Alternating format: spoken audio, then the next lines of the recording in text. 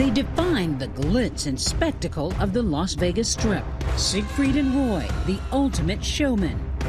Masters of magic, with their ever-present companions, those white tigers and lions. The single most successful entertainment attraction in Las Vegas history, 30 years, 48 weeks a year, capacity business. Roy was always bigger than life. Roy is the animal lover, Siegfried the illusionist. Siegfried is a magician that comes along once in a generation. Together, what was the secret sauce between the two of you on stage? You know, I really don't know. First of all, we have been a very good team, Siegfried and Roy. And the way how it always worked was we challenged each other. What does he mean to you? All these years we are together and what we achieved. I said, I thank you very much. And I think I said, I love you. So, and he says, if I would have to do it again, I would do everything again the same way. I regret nothing.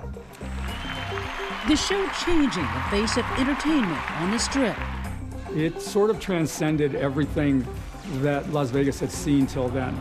You know, and that led to Cirque du Soleil, and that led to Blue Man Group, and that led to Chris Angel, and all of them kind of patterned that show off of what the Siegfried and Roy show was at the Mirage. But it was the relationship with the tigers that was extraordinary. Roy had this almost magical contact with them. He adored them. They seemed to adore him. Wow, and the future has already begun. He started to bring him on stage when they have 3 weeks old, and the animal, they felt comfortable and secure when Roy was there. And the names are Pride and Joy. Say hello. All of these animals are show business babies. They're trained not to be afraid of the stage, the lights, the sound, the people.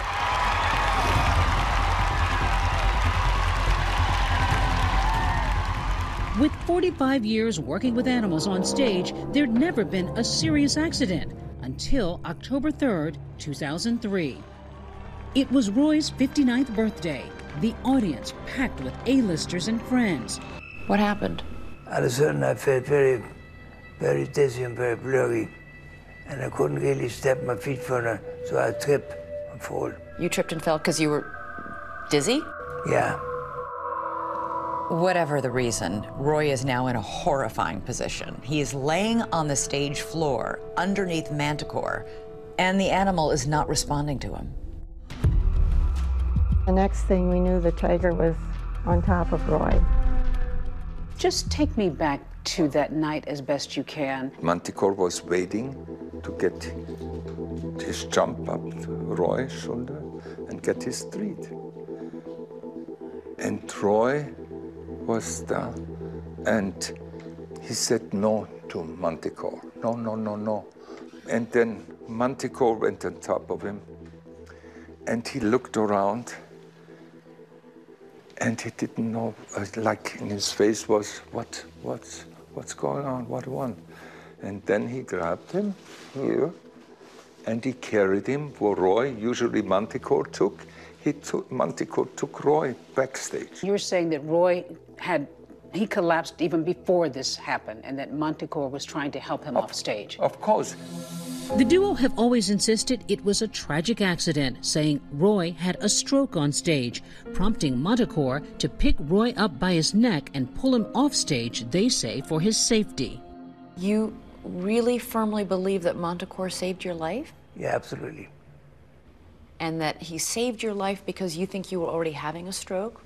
Yeah. Family members and also a lot of fans have been coming out here in front of the hospital hoping for some good news. I was laying on an operation table, had a kind of an out-of-body experience. You had an out-of-body experience where you saw that happening to yourself? Yeah. I stepped off the table. I had seen a bright, bright light, and I followed the light. But I got the definite message to return.